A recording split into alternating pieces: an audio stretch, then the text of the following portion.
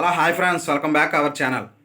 ఆంధ్రప్రదేశ్ రాష్ట్రంలో super six పథకంలో భాగంగా ఈ గ్యాస్ ఫ్రీ సబ్సిడీ అనేది చాలామందికి అమౌంట్ పడడం లేదు.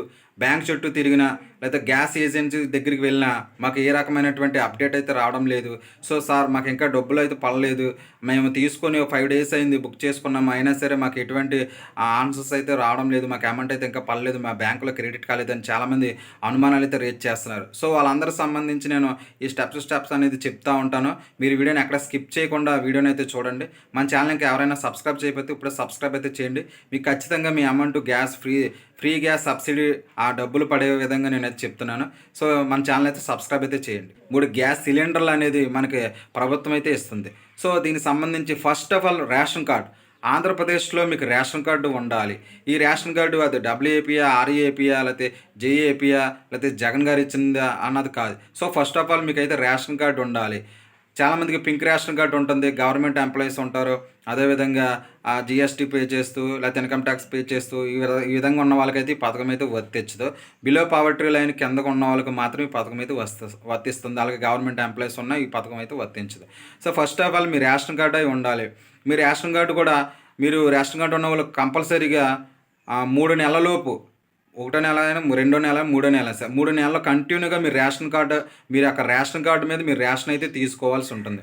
మీరు రేషన్ తీసుకోకపోవడం వల్ల ఏమవుతుందంటే మీ రేషన్ కార్డు అనేది అనహోల్లో పడుతుంది. సో అది యాక్టివ్లో ఉండదు, ఇన్యాక్టివ్ అవుతుంది.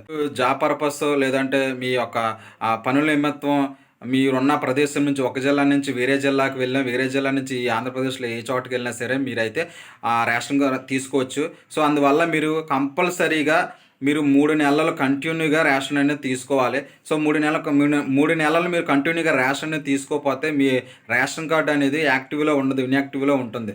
సో దానివల్ల మీకు ఇబ్బంది అయితే కలుగుతుంది కనుక సో మీరు ఖచ్చితంగా రేషన్ అనేది తీసుకుంటూ ఉంటే మీ రేషన్ కార్డు అనేది యాక్టివ్లో ఉంటుంది. దానివల్ల మీకు సంక్షేమ పథకాలు రావడానికి ఎలిజిబుల్ ఖచ్చితంగా అవుతారు. సో అందువల్ల మీరు ప్రతి ఒక్కరు కూడా రేషన్ అనేది కంపల్సరీ తీసుకోవాల్సి ఉంటుంది. రేషన్ కార్డుకి ఒక గ్యాస్ కలెక్షన్ మాత్రమే ఉండాలి. కొంతమంది ఏం చేస్తారంటే ఒక రేషన్ కార్డుకి హెచ్పిలో తీసుకుంటారు, లేకపోతే ఇండియన్ గ్యాస్లో కూడా తీసుకుంటారు. దానివల్ల ఏమవుతుందంటే మీ రేషన్ కార్డుకి 2 కలెక్షన్ ఉండడం వల్ల మీకైతే ఈ పథకం అయితే వర్తించదు. అందువల్ల ఏం చేస్తారంటే ఒక రేషన్ కార్డుకి మీ రేషన్ కార్డు మీద ఒక కలెక్షన్ ఉందా, 2 కలెక్షన్లు ఉందా మీరు చూసుకొని ఈ విధంగా మీరైతే చూసుకోవాలి. సో 2 కలెక్షన్లు ఉంటే మీకైతే ఈ పథకం అయితే వర్తించదు. ఈ గ్యాస్ కలెక్షన్ ఏజెన్సీ ఏదైతే ఉంటుందో ఇండియన్ గ్యాస్ కానీ, లేకపోతే భారత్ గ్యాస్ కానీ, తర్వాత హెచ్పి గ్యాస్, ఇక్కడ మీరు సంబంధించి మీ బ్యాంక్ అకౌంటు, ఆధార్ కార్డు, మీ రేషన్ కార్డు, ఈ డాక్యుమెంట్స్ ఖచ్చితంగా ఇవ్వాల్సి ఉంటుంది. సో వాళ్ళు ఇప్పటికే మిమ్మల్ని అడిగి ఉంటారు.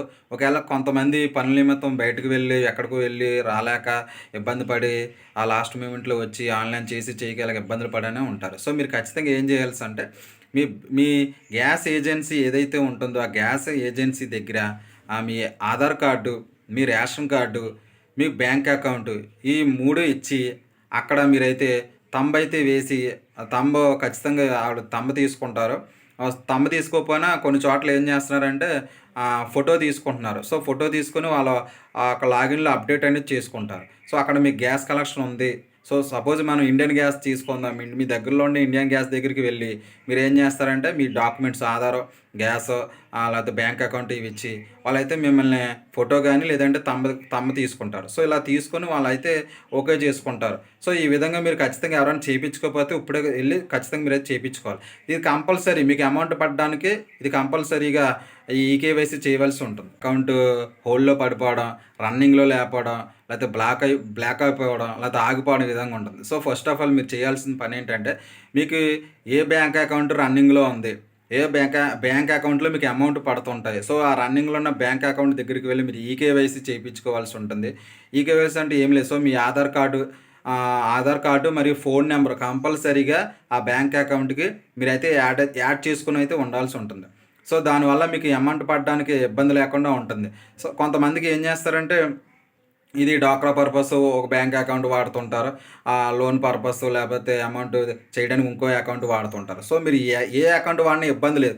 కాకపోతే ఏం చేయాలంటే మీరు బ్యాంక్ అకౌంట్ అనేది రన్నింగ్‌లో ఉండాలి. దానికి ఆధార్ కార్డు, ఫోన్ నంబర్ ఖచ్చితంగా లింక్ అప్ చేసుకొని ఉండాలి.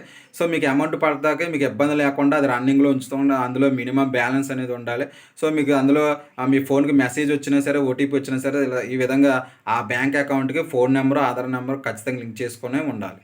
మీ మీ ఆధార్ కార్డు అనేది బ్యాంక్ అకౌంట్‌కి లింక్ అవ్వకపోతే సో, బ్యాంక్ దగ్గరికెళ్తే వాళ్ళే లింక్ చేస్తారు. సో, ఈ విధంగా బ్యాంక్ దగ్గర మీరైతే ఆధార్ కార్డ్ అనేది లింక్ చేసుకోవాల్సి ఉంటుంది. సో, ఈ విధంగా మీరు అన్నీ కూడా మీ రేషన్ కార్డు, మీకు రేషన్ కార్డ్‌కి ఉన్న కలెక్షను, సో, ఆ విధంగా బ్యాంక్ అకౌంట్ రన్నింగ్‌లో ఉందో లేదో చూసుకోవడం, బ్యాంక్ అకౌంట్‌కి Aadhaar number, phone number link అయిందో లేదో చూసుకోవడం, సో, మీరు గ్యాస్ బుక్ చేసుకోవడం. కొంతమంది ఏం చేస్తారంటే ఫ్రీ ఫ్రీ గ్యాస్ అని చెప్పి గ్యాస్ బుక్ చేసుకుంటారు. బుక్ చేసుకున్న మళ్ళీ ఒక 10 డేస్‌కో లేదంటే ఒక 15 డేస్‌కో లేకపోతే 20 డేస్‌కో మళ్ళీ బుక్ చేసేసుకుంటారు. సో, మీ గవర్నమెంట్ ఇచ్చేది 3 గ్యాస్ సిలిండర్లు కాబట్టి సో, 3 నెలలకు ఒక గ్యాస్ లేదంటే ఒక 2 నెలలకు గ్యాస్ అనేది మీరు బుక్ చేసుకుంటా ఉండాలి. సో, ఆ విధంగా బుక్ చేసుకుంటే మీకైతే సబ్సిడీ కూడా పడుతుంది. మీకు వేరే ఇప్పుడు 3 గ్యాస్ సిలిండర్లు అయిపోయినాయి అనుకోండి. మళ్ళీ వేరే దగ్గర కలెక్షన్ ఉందని చెప్పి, వేరే గ్యాస్ ఏజెన్సీ దగ్గర ఉందని చెప్పి, అక్కడ గ్యాస్ బుక్ చేసుకున్నంత మాత్రాన మీకైతే పడదు. సో, ఎందుకంటే ఒక రేషన్ కార్డ్‌కి ఒక సంవత్సరంలో 3 బండలనేది ఫ్రీగా ఇస్తారు. దానికి సంబంధించిన అమౌంట్ పడుతుంది కాబట్టి, మీరు అనేవి మీకు అమౌంట్ ఈ విధంగా మీరు అన్నీ కూడా కరెక్ట్‌గా చూసుకొని ఒకవేళ పడకపోతే ఇప్పుడే మీ బ్యాంక్ అకౌంట్ గానీ, మీ రన్నింగ్‌లో ఉన్న బ్యాంక్ అకౌంట్ సో, మీరు ఒకసారి ఫస్ట్ ఆఫ్ ఆల్ చేయవలసిందేంటంటే మీకు ఎన్ని బ్యాంక్ అకౌంట్లు ఉన్నాయో అన్ని బ్యాంక్ అకౌంట్లు కూడా చూసుకోవాల్సి ఉంటుంది.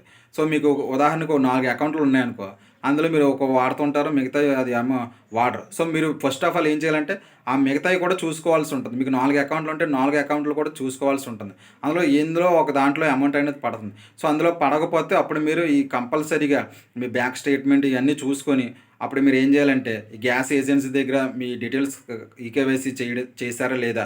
బ్యాంక్ దగ్గర మీ ఆధార్ కార్డు, ఫోన్ నంబర్ కరెక్ట్‌గా ఉందా లేదా? అనేది 1, 2 సార్లు చెక్ చేసుకొని సో, ఇవన్నీ కూడా మీరు కంపల్సరీగా పాటిస్తే మీకైతే గ్యాస్ సబ్సిడీ డబ్బులు అమౌంట్ అనేది మీకైతే ఖచ్చితంగా పడుతుంది. సో, ఇలాంటి జెన్యూన్ ఇన్ఫర్మేషన్ కోసం మన ఛానల్‌ని మీరైతే సబ్స్క్రైబ్ చేయండి. సో, ఈ వీడియో ఎవరికైనా యూజ్‌ఫుల్ అయితే మీరు వాళ్ళకి షేర్ చేయండి. ఖచ్చితంగా మన వీడియోని లైక్ చేయండి. మన ఛానల్‌ని ఇంకెవరైనా సబ్స్క్రైబ్ చేయకపోతే సబ్స్క్రైబ్ చేసి నన్నైతే సపోర్ట్ చేయండి. So, thank you watching this video.